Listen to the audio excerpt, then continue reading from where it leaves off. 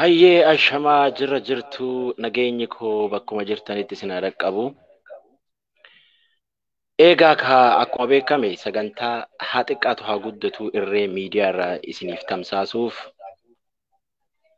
seenee jira onlaayiniirra. Egaa akkuma baratame warrootni irree miidiyaa hordoftan sheer gootanii laayik fooloo gootanii akkasumas ammoo irree miidiyaa yuutuubii isaanii sabiskiraayib gootanii wanni beeytanii yeroodhaa gara yerootti dalagamu akka isin dhaqqabu isin gargaaraafin jedhe. Ammas irra deebi'ee nageenyi koo isin haa dhaqqabu kan jaalalaa fi kabajaa irree miidiyaa irraa an qopheessee kan isiniif dhiyeessu murteessaa ajjiitii na hordofaa. Egaa nama kana ni beeytu. Mee maal jedha muuziqaa isaanii kana isinii baneetiin achi booda gama dhimmaatitti seena. Ni beeytan jedhee yaada nama kana. Na hordofaa.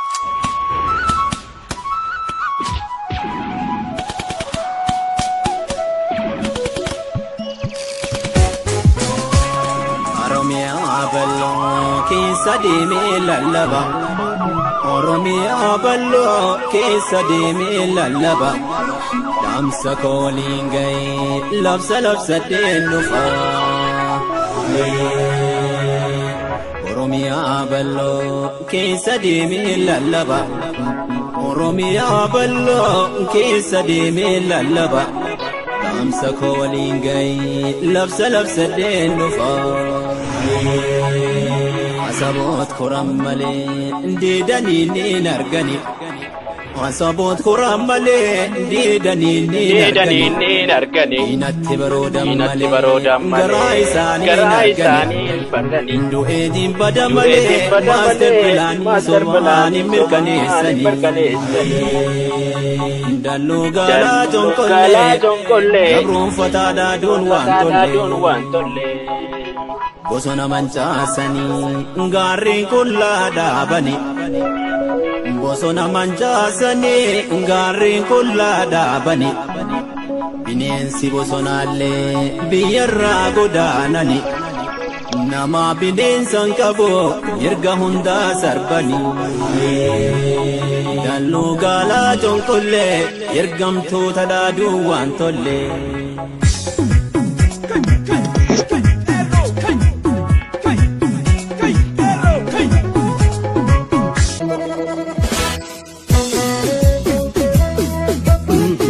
Dawada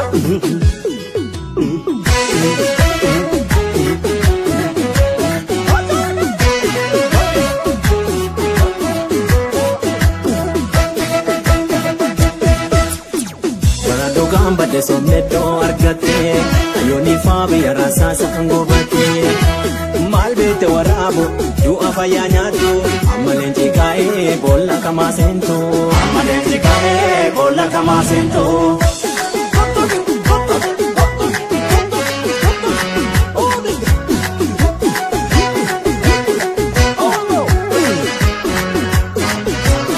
ani dalan tunko to rayo do afi Nandu abiya ko lubu ko kenefi Fakade himbulu Ofta jirada Nandu pada male mafaso benyada Nandu pada male mafaso benyada Sobdo biganto beya eshe gurgura Kambe ya bro ego tahedo tujera Sobdo biganto beya eshe gurgura Kambe ya bro ego tahedo tujera Biya naba Haye Weellisaa murteessaa hajjii galatoon bara dhugaan badde somni iddoo argattee hayyuun ifaa biyyaa rasaasaan gubatee maal beeyti waraabu du'aa fayyaa nyaatu amma leenji ka'ee boolla kan seentu jenneen barasan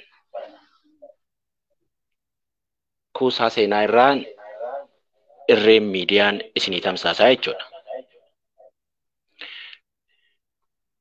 Kanaaf namootni keenya Oromoon dhugaa qabsoodhaa kaleessa itti cabee butuuteetti beeytanii wareegame kahidhaa fi gidirri beeytanii kan wayyaaneedhaa duubatti hin deebifne bara dukkanaa san keessa waa hedduu hojjannee as geenyee jirra. Kuusaa seenaa keessaa irree miidiyaa maal qabaa yoo jettani waan kaleessa hawaasni keenya keessa lufe waan ilmi Oromoodhaa kaleessa keessa darbe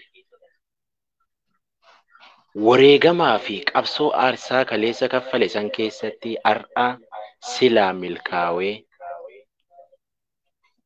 hafuura baafatee jiraachuu kan malee warri harka dhiigaa warri kaleessa waggaa 27 guutuu dabballee diina dabballee wayyaanee ka ture qeerroo kaleessa miilatti cabde miillitti murame qeensitti buqqa'e dabballee sanniintu adda ganda keessa qabsaa'ota ta'e qeerroo ta'e kanaafin kuusaa seenaa keessaan irreen miidiyaan isiniif dhiyeessuuf dirqame jechuudha yeroo gara yerootiitti. Kuusaa seenaa keessaa maal qabda yoo naan jettan ammoo waan isiniif dhiyeessu kana daawwadhaa. Kolleen argine jijjiirama kennallee hin finne rakkoo kennan wiidhaan kunoo warra caccabanii na waliin as ta'an miidhama isaanii dhufee ka gaafate hin jiru maal taatani ka jedhee nu argan jiru lafee kenna qabannee yookaa duuneen awwaalamnee yookaa jiraannee akka namaatitti hin argamne qaamni kenna miidhamee caccabaa taanee hojii kennarraa jiruu kennarraa manatti hafnee. Oromoon waggaa 5 darbe kana keessa darbe ittiin dhiigni lafee itti cabe dhiigee qofaan hin hafne ajjeefameen hin hafne karra lafee cabee miila citee qe'ee keessaa qabnutu jira Oromoof Oromiyaaf jecha jechuudha.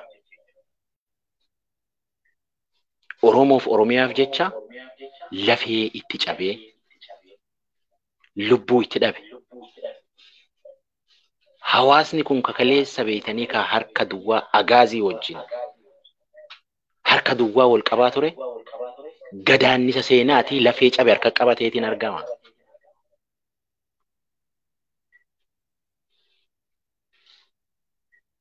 Gareen harka dhiigaa ammoo as yaatee qabsaa'ota of fakkeessiiti. Dabballeen harcaatuun wayyaanee irraa hafte. Sheer godhaa.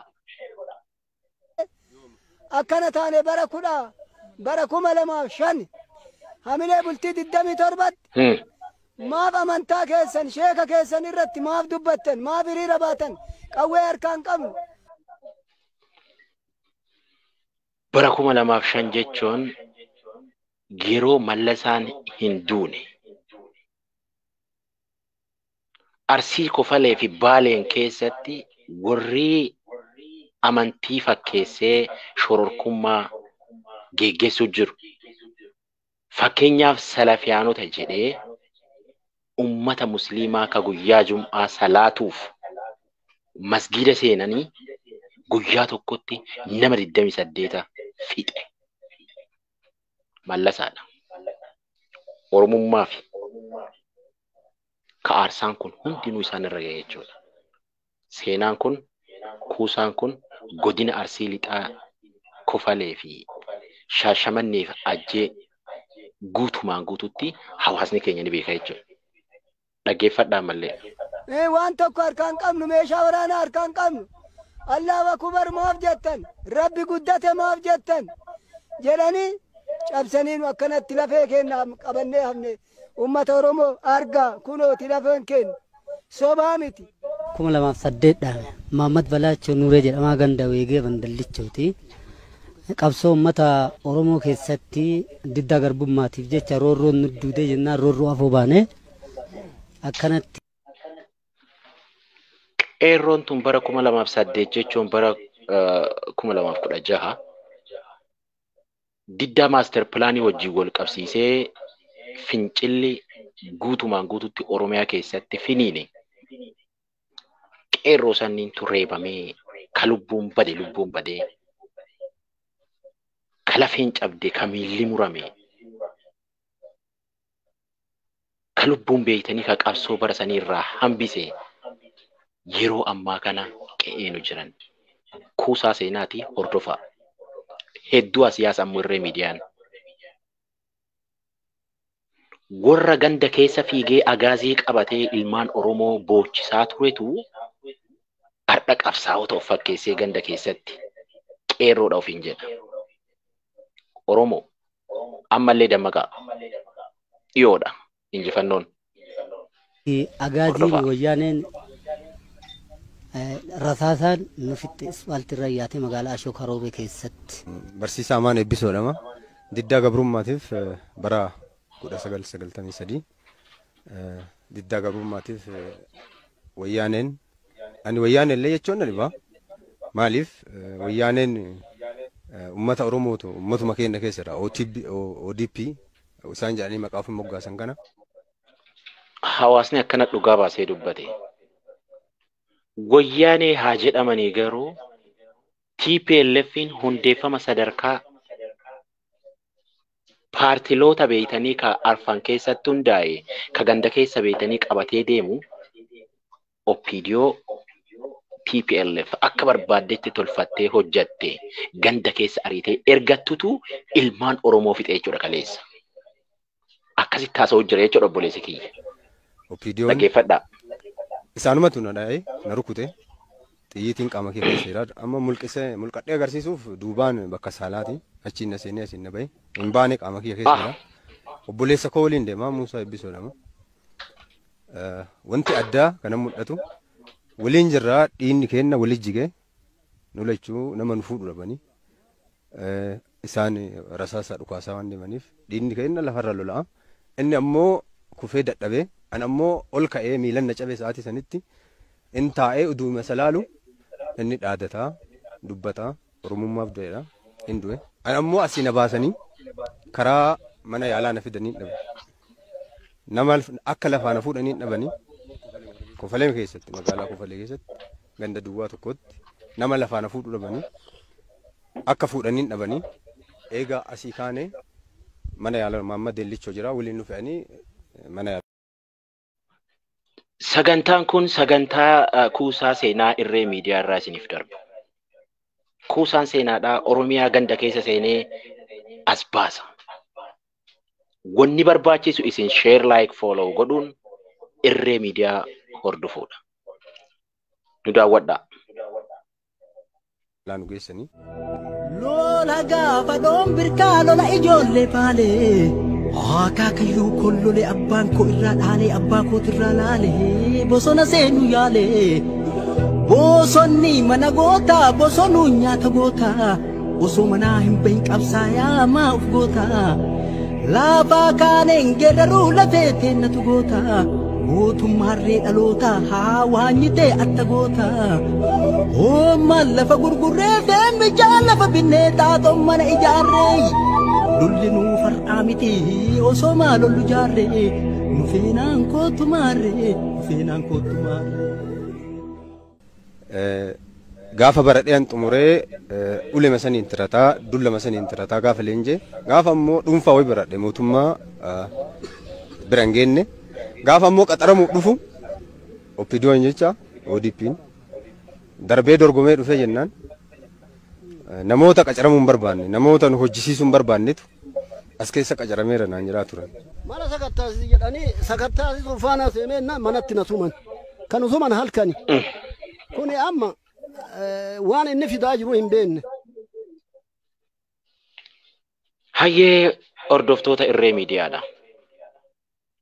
Kuusaa seenaadhaa akkuma arguu jirtanii miidhaa fi gadaannisaa hin qoorre ka hawaasni kiyya haga ammaa baadhatee taa'aa jirutu na guggubee keessa koo nama deesse.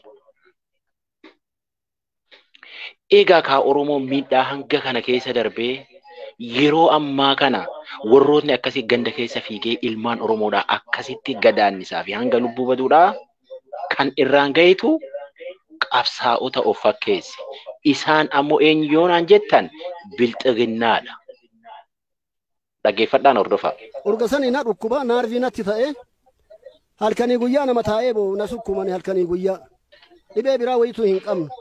Mee qaamni kiyya kun qulqullu amma urgee kana waa bineensi wayii na nyaate ibidda wayitii naatitti yana gubde كأكنا تاني أكنا أمني بينيان قمنو كذبة مهيالني كمان يالا دكي جد إكمنان أرجعتو كاراسات مميتين جد نما مالون جد أني تبوني لا نينجو جيرام نينو فيجنة يجلوجو أنا ديم هذا قدنا ديم نير هذا أمام منجستي وان كنا قديت سنين بامني ميل أما كيس إسلالون دنديني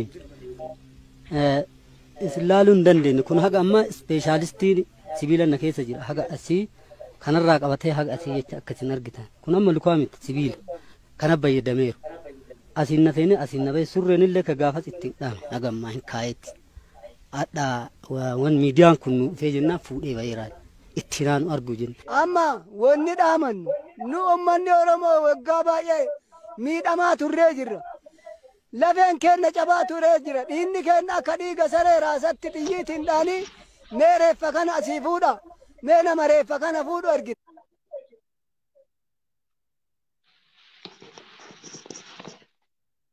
كانوا دون سدات سمير أما تري أما كجيرامني كنو فلي وما ميد أما سنبا انجرو شكيك أمنا أمة أورموتي وني جيرامي قدان انجرو بتلاقي أك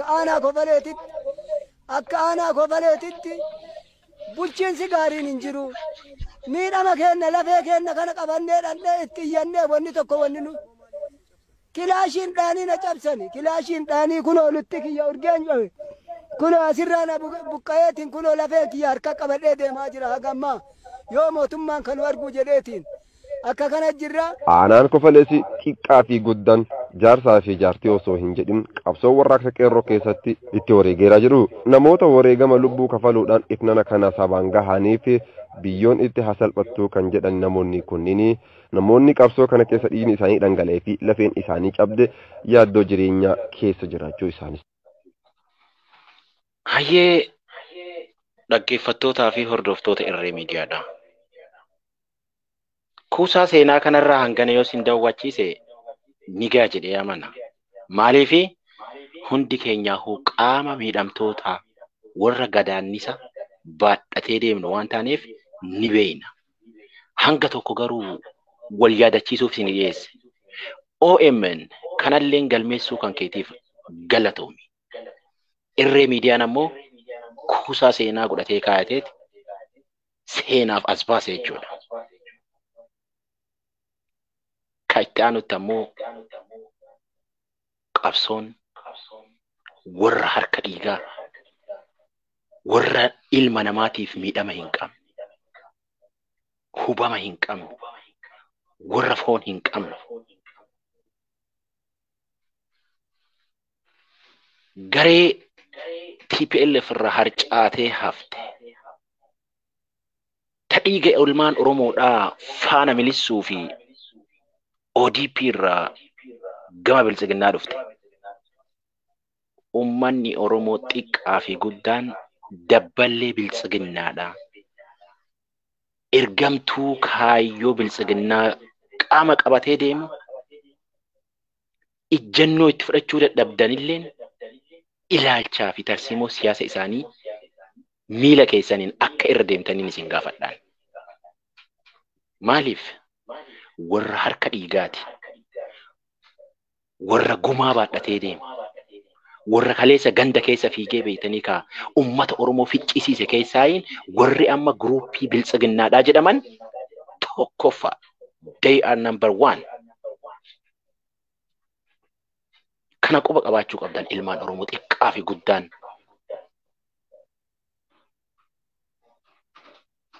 Kuusaa seenaa irree miidiyaa irraa isiniif dabarsuu jiran. Sagantaa kana qopheessee kan isiniif dhiyeessaa jiru ana Murteessaa Hajjiiti. Sagantaa kiyyan xumurannee kan itti aanu isin dabarsaa na hordofaa. Sirba kanaan booda walitti dachaana.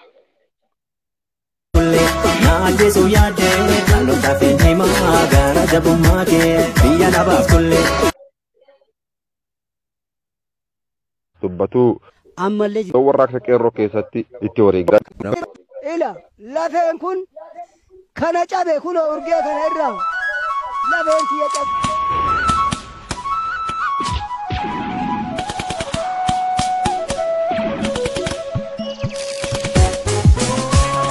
Oromiyaa keessa deemee lallaba Oromiyaa bal'oo keessa deemee lallaba dhaamsa kooliin ga'ee labsa labsadheen dhufa Oromiyaa bal'oo keessa deemee lallaba Oromiyaa bal'oo keessa deemee lallaba dhaamsa kooliin ga'ee labsa labsadheen dhufa Asaboot koram malee diidanii gani Asaboot koram malee diidanii niin argani diinatti baroodan malee garaa isaaniin argani du'eetiin bada malee maaster pilaanii sobaanii mirkaneessanii dalloo gaalaa conkollee gabroonfataa daaduun waan tollee Bosona mancaasanii gaarreen kullaa dhaabanii Bosona mancaasanii gaarreen kullaa dhaabanii bineensi bosonaalee biyyarraa godaananii nama bineensa qabu erga hundaa sarbanii dalloo gaalaa conkollee ergamtoota dhaaduu waan tollee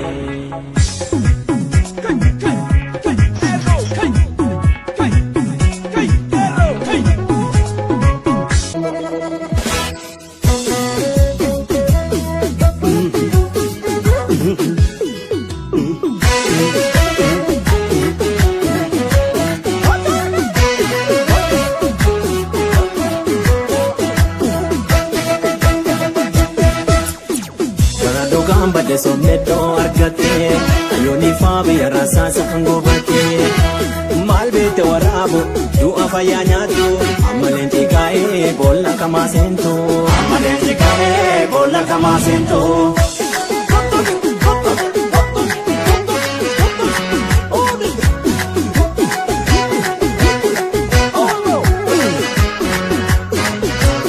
ani dalan tunko to rayo do afi Nandu abiya ko lobo ko kenefi Baka dehin bulu Ofta Jiraa Nandu pada male ma paso benata Nandu pada male ma paso benata Sobdo biganto beya eshe gurgura Kambe yabdu ego tahedo tujra Sobdo biganto beya eshe gurgura Hayyee walit dachaan weellisaan kun Murteessaa Hajji jedhama. Bara dhugaan baddee somni iddoo argattee hayyuun ifaa biyyaa rasaasaan gubate. Barattii barasanii jennenu. Bara barsiisaan akka argametti rukutame ajjeefamu raayyaa waraana TPLFitiin. Ajjeechaa san diddaaf ilmaan Oromoodhaa guutumaan guutuutti qabsoo isaanii finiinsanii warra kaleessa harka dhiigaa garee biltsigannaadhaa aangootti ol baasan. Dogongoratu ture.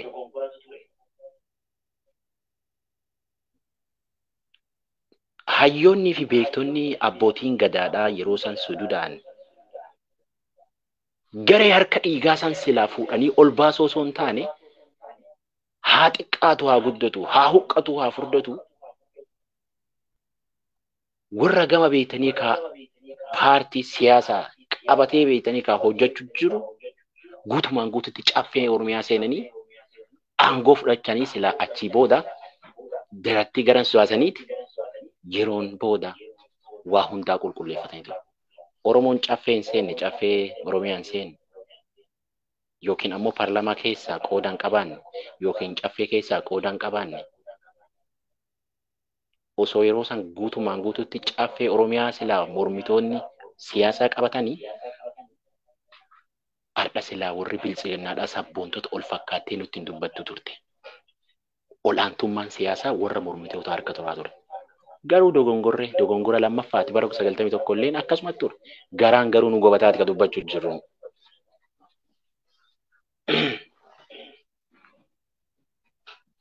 Bara dhugaan badde somnee iddoo argattee hayyuu ifaa biyyaa yeroo rasaasaan rukutamee ajjeefamu. Namni suuraa irra argitan kuni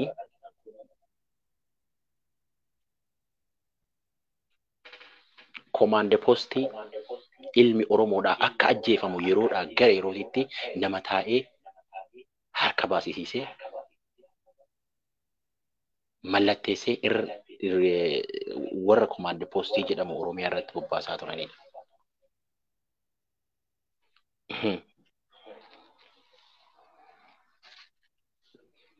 Isa kalee isaa san baay'inaan keessa deemee dubbachuu hin barbaadu. Garuu ammoo kuusaa seenaati waan ta'eef irraa tuttuquun dirqama. Warri harka dhiigaa gareen biltsiginnaa isa kaleessa ilmaan Oromoo osoo ajjeefamtu osoo dhumatu isaas bilisa baafne wayyaanee jala. Kaleessa intala Oromoodhaa hayimaanoota badhaadhaa mana yaalaa leenca gurraachaa yookiin anxiqoo ambassaa keessatti albeen yeroo qalamtu doktora hayyuudha beektuudha. Intalti Oromoo ilmi Oromoo beekaan maaliif gahee bakka gayaaf waan shirrii xaxamee mucattiisan albeen nurraa qalan. Kanaaf jenne hayyuun ifaa biyyaa yeroo akka argametti qaamota hin beekamneen rasaasaaf akka argametti ajjeefama. Dur fagootti rasaasaan nu dhoofti wayyaaneen amma ammoo nutti erganii albeen nu qalu jiran jechuudha. Beekaa kenna hayyuu keenya akkami amannee dhukkubsate mana yaalaa geeffanna ree. Daamattii silaa hawaasa Oromoodhaa addunyaa akka Itoophiyaattuu tajaajilamu fayyaa irratti kennuu dandeettu. Mana yaalaa keessatti albeen nurraa qalan waan Oromoo taateef. Hayyoonnii fi beektonni warrootni paartiloota siyaasaa dhimma kanarraa waan jedhanii isaan baay'ee illee quban qabu garuu ammoo aaree jira isaanitti illee. Intalti Oromoodhaa hayimaanoota badhaadhaa tajaajila kennuuf leenca gurraacha keessatti argamte malee mormituu siyaasaatii fi qabsoo silaa mormii silaa mootummaa biltsiginnaatiif qabdu hin ibsan daamattiin sun.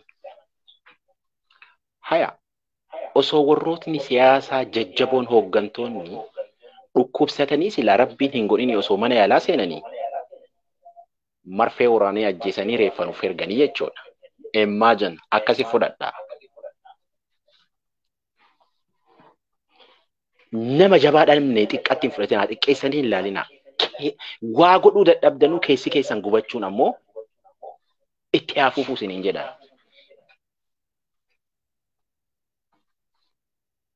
Hojjetaa mootummaa ilma Oromoo Harargee Bahaa Maammad Sa'id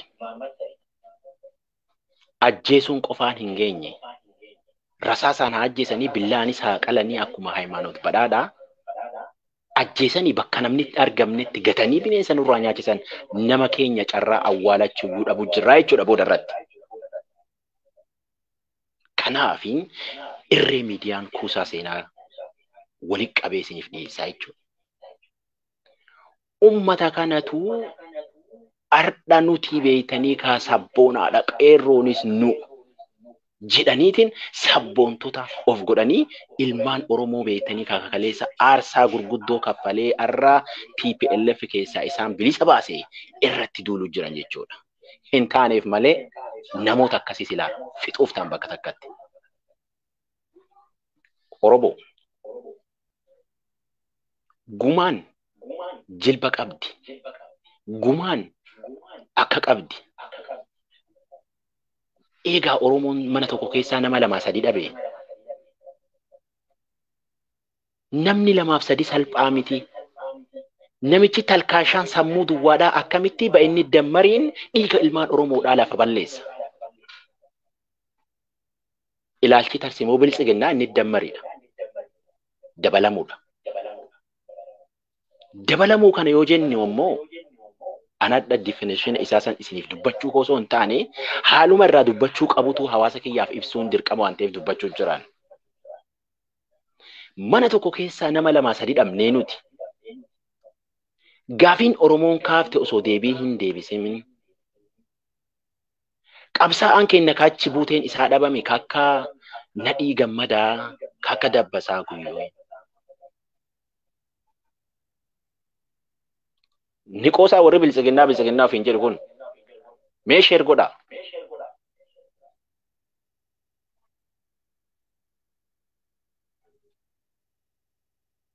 Niqoosan na fakkaata. Ilmi Oromoo tokko lubbuun nama tokkoo yoo ilmuma Oromoo harkattuu bahe akka tasaa jilba akkaataa gadabaan ittiin dhaabbatee fixata gumaadhaa ittiin deematu jira.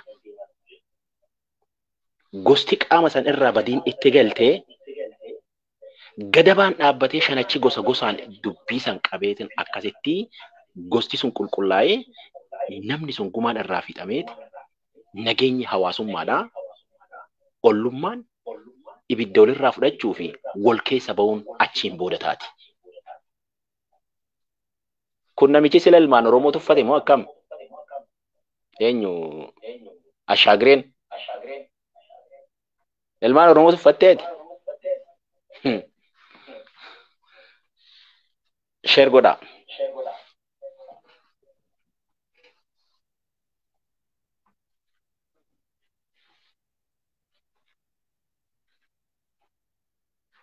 Achi dhaqqabuu dhabe malee silaa maal godhaan? Garaan nu aaree nu gubate.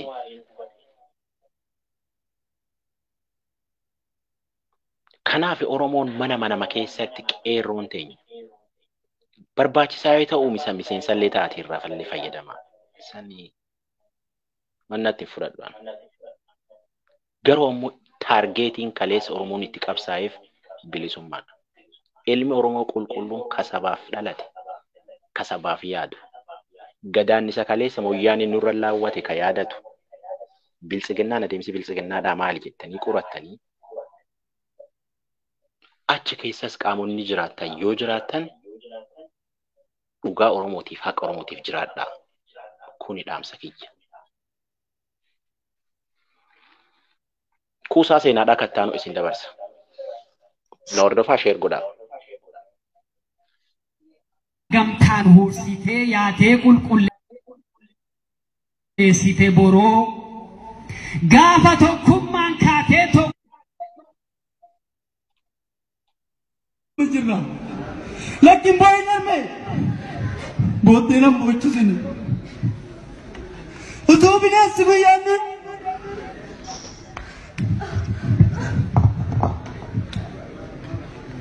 utuu bineensi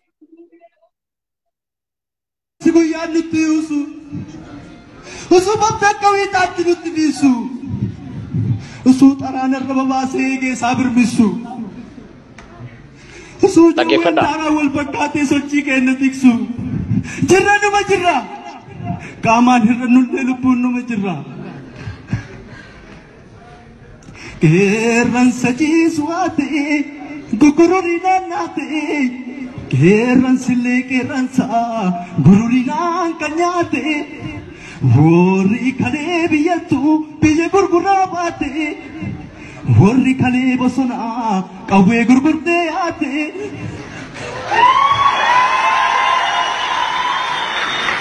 Warri keessi Oromoo birriin gurguraa baate. Har'as kunoo asitti caasaa diriirsu kaate. Biyyi jirru Oromiyaa wal gurguruu wayitaate. Egaa sagaleen kun sagalee qeerrooti. Gochaa fi rakkoo gadadoo qabsoon Oromoo keessa dabarte irraa cabus naafadhus hokkolulleen yaadaa fi qabsoon Oromoon kaleessa dabarte isiisan fakkaattee sagalee dabarsuu jira. Sagantaan kun sagantaa kuusaa seenaa irree miidiyaa irraa isiniif darbu. Sheer godhaa. Hamraayaa humtuu tuni tooftaan obbaate tuni tooftaan obbaate tuni tooftaan obbaate.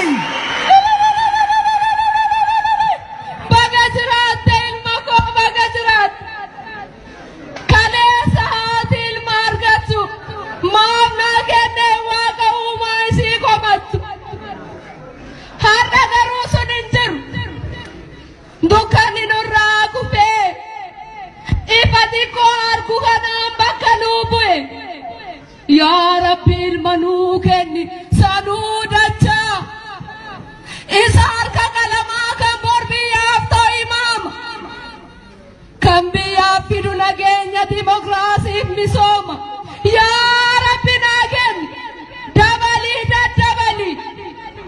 galanni kan rabbiiti kabajaaf jaalalli bara baraa qabsaa'ota keenyaaf haa ta'u.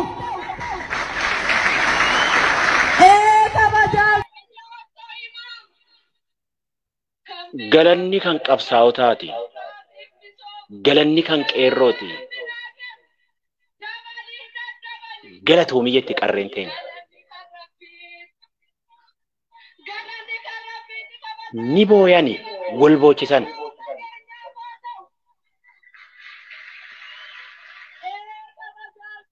Ka xiyyiitiin rukutamee beeytanii karaa saasni isa keessa jiru jira wal keessan keessa.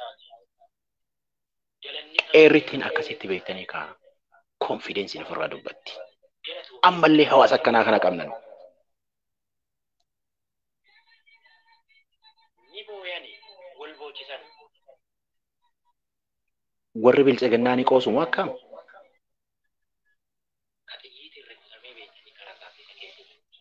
Uummata harka dhiigaa. Isin hin beeynumu, isin beeynaa sirriitti.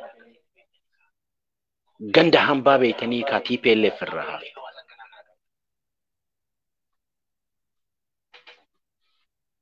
Ardhammoo gaddachaa ta'e nuti qabsaa'ota jijjiirama akkasii akkana jetti ganda keessa fiddee.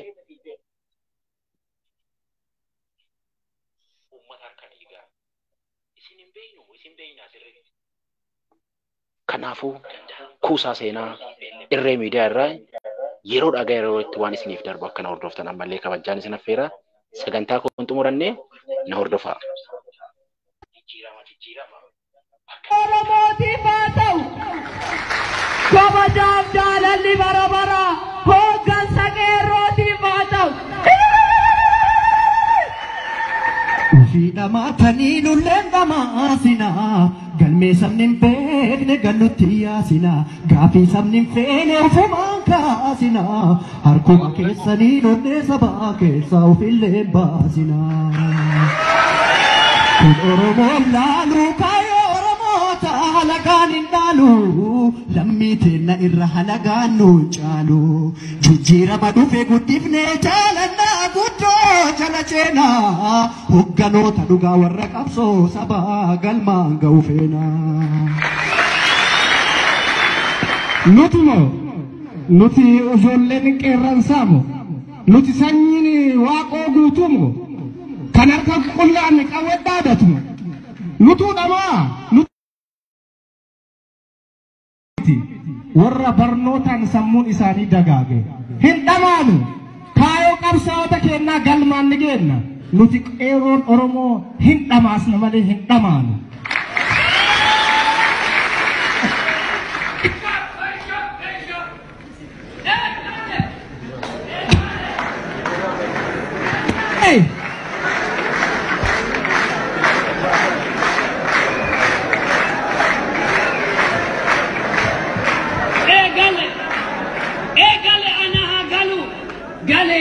Leenci gamaa bokkisee kan gama naaraase inni citii gabroomsaa ugungulee amparaaparee yaase inni bilisummaa biyyarra facaase gale anaa galu gale Oromooni obsa qaba qorsa qaba qorsis kunooti obsis kunooti. Barnu tadhamnee turre tokkummaa har'a ijaan argine kan waaqa umurii naa kennee kana na agarsiise galanni isaa ga'u.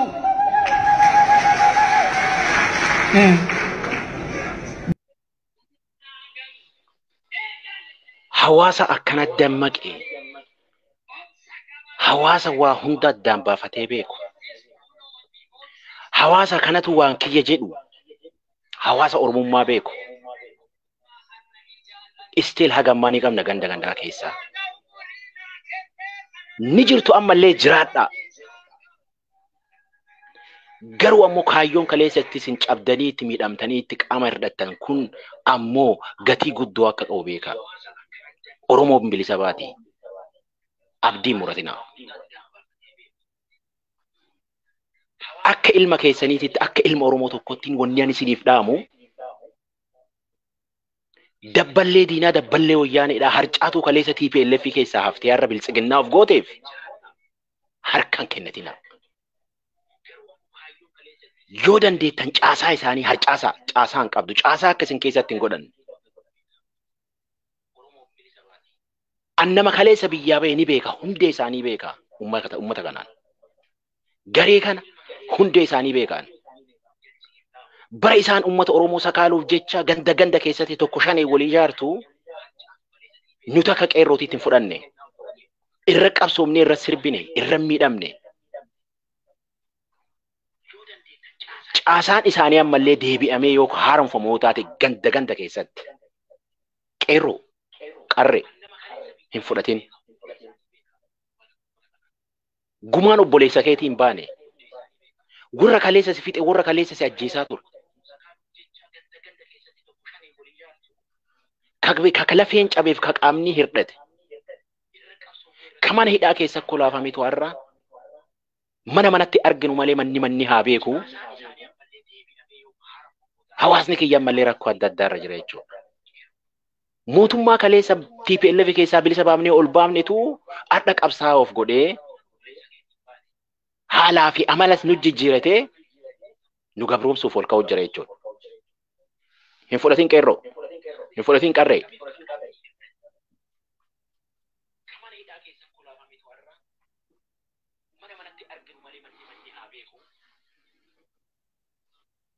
Yoo dubbanne waa hedduu jira. Waa hedduutu as baya. Kaleessa TPLF keessatti tokko shanee jedhamuun wal ijaaree Oromoon akka hin tankaarfanne ka godhaa ture.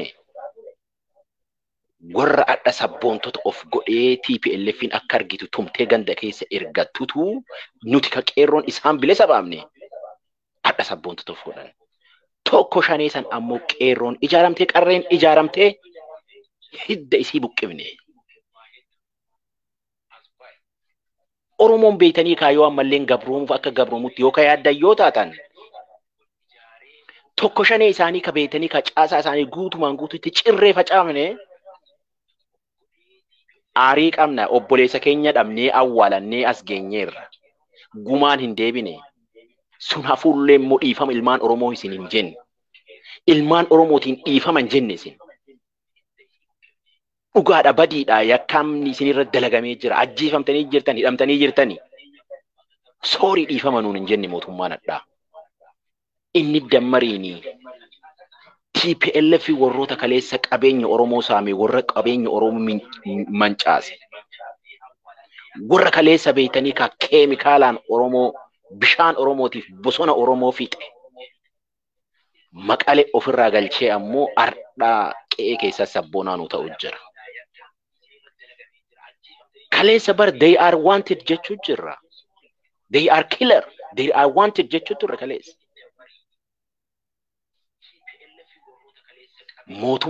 Mootummaa ofiin jedhu biltsiginnaan Geetachoo Asaffaa seeraaf dhiyeessuu hin dandeenye. Yoo seeraaf dhiyeesse icciitiin Abiyyi ni baate waan ta'eef maaliifi kaleessa dameeti wayyaaneedha itti aanaa Geetachoo Asaffaa kana ta'ee waan tajaajiluu tureef Geetachoo seeraaf dhiyeessuu dide. Isin beeynaa ta'a. Sagantaan kun kuusaa seenaa irree miidiyaa irraa kan isiniif darbuu jiru. Qopheessee kan isiniif dhiyeessuu jiru ana Murteessaa Ajjiiti. Sheerii godhuu hin dagatina. Gama yaadaatti isin deebisa. Gama viidiyochaatti isin deebisa. Na hordofaa. Wala koofnee, wala xoofnee, wal cabsinee, wal dabsinee, walitti aarree, walirratti ijaarree, sabboontota ilmaan ayyaa abbaa fuunee biyyaa baafne.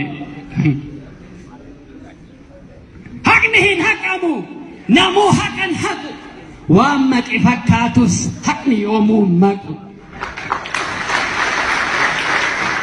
Qeerroo, qarree, qeerroo qarree, qeerroo qarree qaroo qaraa jijjisaa gaara dharaa, jallabbeessaa summii jaraa. Gaafa sanii, gaafa gamtaan hursitee yaatee qulqulleessite boroo, Gaafa tokkummaan kaatee tokkummaa lallabdee qalamaan surrii waraante dabeeroo. Gaafa san gaariin kee si faarsa si jaja. Gariin immoo si aarsa si farraja. Ati ammoo haqarratti cichitee kunoo har'a baate haajaa. Qeerroo abbaa falaa qarree haadha malaa. Itti marree gubbaa san taa'ee osoo obbo koksu golatti dacha'ee osoo wal kokorsu. Warri kun jennee balbala dhodhoofnee malaan manaa yaafne osuma dhukaafne. Kanatu isaan gube. Kanatu isaan hube.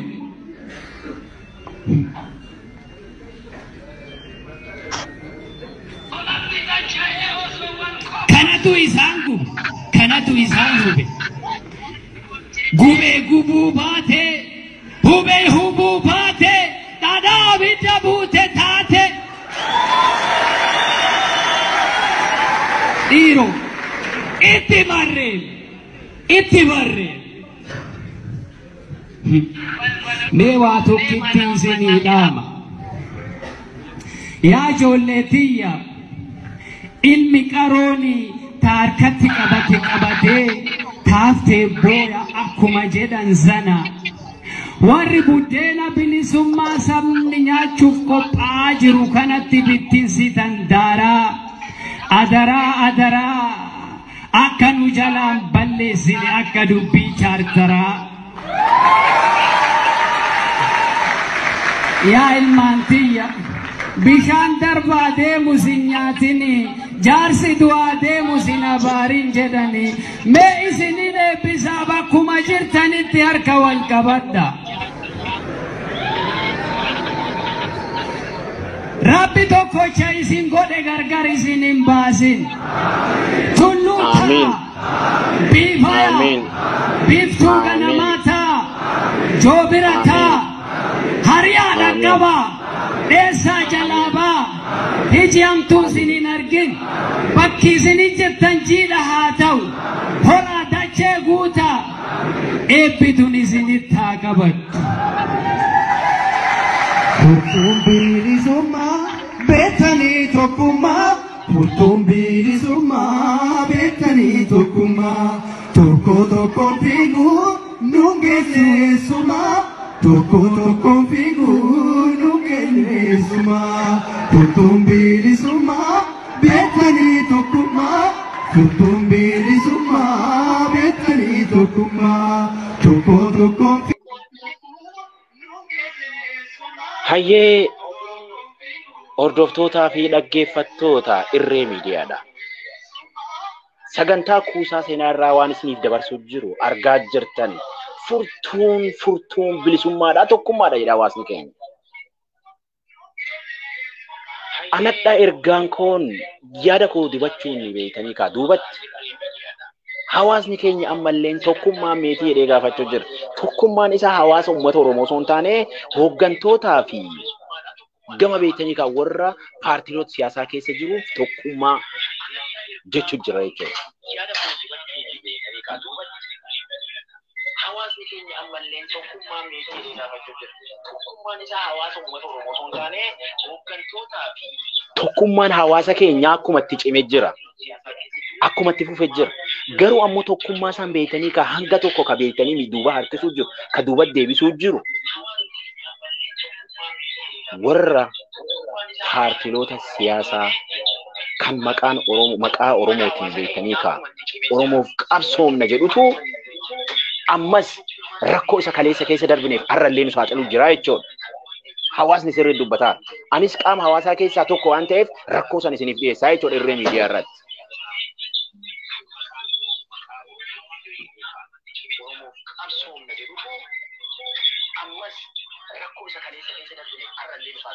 Dhugaadha qabsooftanii jirtan. Dhugaadha hojjettanii jirtan hojjechuu jirtan illee. Garuu immoo hojiin keessan oromummaa fi tokkummaa kakaleessa beektee ka qeerroo fi qarreen itti cabdee itti wareegama kaffaltee asiin geette. Anamma Arsii fi Wallagga Shawaa fi Jimmaaf Harargee jedheen dubbadhu. Nuti tokko waan taaneef. Garuu ammoo hoogganaan qaama paartii siyaasaa tokko miila tokkoon Daawud Ibsaa keessa dhaabbatee Daawud Ibsaa miila tokkoon Kamaal Galchuu keessa dhaabbatee Joowar Muhammad miila tokkoon Kamaal Galchuu keessa dhaabbatee Kamaal Galchuu miila tokkoon Joowar keessa dhaabbatee Baqqalaan Garbaa miila tokkoon Kamaal Galchuu keessa dhaabbatee Kamaal Galchuu miila tokkoon Baqqalaa keessa dhaabbatee Oromoo tokkoomsuuf jecha ideoloojii dhimma Oromootiif tokkummaa sanitti yoo ciman qofaan biltsiginnaa moo'attu. Biltsiginnaan mootummaa sanitti fakkaatina. Guruupii harka dhiigaa guruupii beeytanii kaasoo uf jenne beeytanii facaatu. Tultulloota beeytanii kaa fakkeessuuf jiraatan malee gareen tun garee beeytanii kaa Oromoof jiraattu yookiin ammoo gaafii Oromoo deebistu jettanii abdiirran kaayitana. Kanaaf tokkummaan furtuun bilisummaadha, tokkummaadha. Akkuma hawaasni keenya jedhee Kamaal Galchuu, Daawud Ibsaa, Joowar Muhammad miila keessan wal keessa naqadhaa. Mari'adhaa. Kun ardha kan haasa'u jiru miti. Waan kaleessa hawaasni jedhu jiruuf waan har'a hawaasni jechuu jiru kuusaa seenaa keessa wal qabsiiseen irree miidiyaa irraa ergaa koo dabarfachuu jira. Kana yaada hawaasaa beeytanii kan finne hordofaatii xumuraa achiin booda sagantaa keenya goolabaa. I think when media kiyya public irra hin jiru na fakkaataniif namoonni hedduun hordofuutti hin jirani. Booda irratti sisteema keessa seeneetan public irra godha. Oromoon hedduun ammoo carraa irree miidiyaa hordofuudhaan ni qabaatan jedhee abdii qaba. Haa ta'u garuu namni 4-5 kan argitan share waliif godhaatii waliif dabarsaa. Akkasitti jabaannee wal jabeessinee qabsoo teenya ta daandii irraa maquu jirtu. Baabura beeytanii kaa dhara baadhatee deemu. Baabura cubbuu baadhatee deemu. Gaazii itti jissinee balleessuun Oromoo qofaa bilisa baasa jechuudha. Daandii haqaati qeerroon beeytanii akka kaleessatti wareegamteef. Kaleessa nuti maal jenne? Bara dhugaan badde somnee iddoo argattee hayyuun ifaa biyyaa rasaasaan gubatee maal beektu waraabu du'aaf fayyaa nyaatu amma leenci ka'ee boolla kam kan seentu.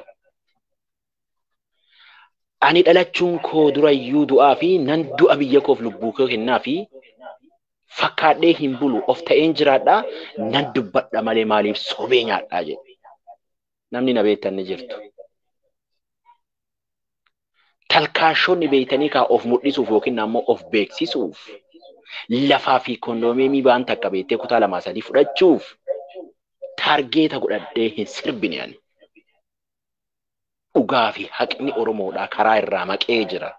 Oromoon osoo argu ajjeefama. Oromoon osoo arginu mana hidhaatitti beeytanii guurama.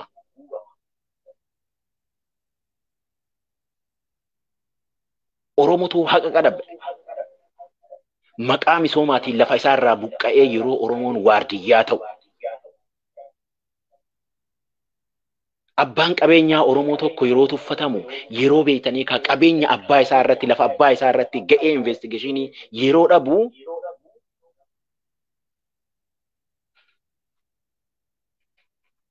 qeerroo fi qarreen qabsoo ishii finiinsiteeti. Warra garee ardhaa beeytanii ka ergamtuu TPLF turan bilisa baafnee isaan ardha ganda keessa fiiganiiti qabsaa'ota of oolu jiran. Damma qeerroo ammallee waa hedduun nu hafa. Kanaafi sagantichaan xumurree isatti isin deebiseetiin yaada kiyya goolabeen nagaa isinii dhaamadhee bayaa sagantaa birootiif immoo walitti dachaan na hordofaa. Tokko tokkoon fiiguu keessoo eessumaa.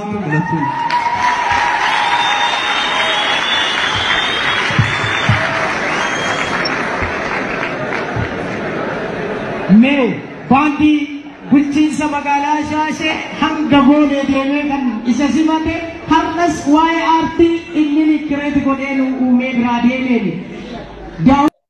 Qaamaan hin dandullee lubbuun. Sagantaan kun sagantaa beektanii ka baandii Shaashee irraa darbamaa ture OMN waraabee hawaasa Oromootiif dhiyeesse. Baandiin Shaasheedhaa sabboontonni qeerroon achi keessa jirtan ammalleen jaalalli kiyyaa fi kabajaan isiniif qabu isin haa dhaqqabdu. Qeerroo tiyyaa ta Oromoo keessa jiraattan guutumaan guututti. Ta bara qabsoodhaa bara dukkanaa wajjin turre hundi keessan wal beeyna. Bakka jirtanitti jaalalaa fi kabajaan ani isiniif qabu ol ka'ee teessoo kiyyarraa isiniif dhaamaa nageenyi kiyya isin haa dhaqqabu. Eegaa sagantaa kana qopheessee kan isiniif dhiyeesse ana Murteessaa Hajjiiti. Sagantaan Kuusaa Seenaati. Irree miidiyaa irraa turtii gaarii sagantaa birootiin walitti deebinaa nagayaatti.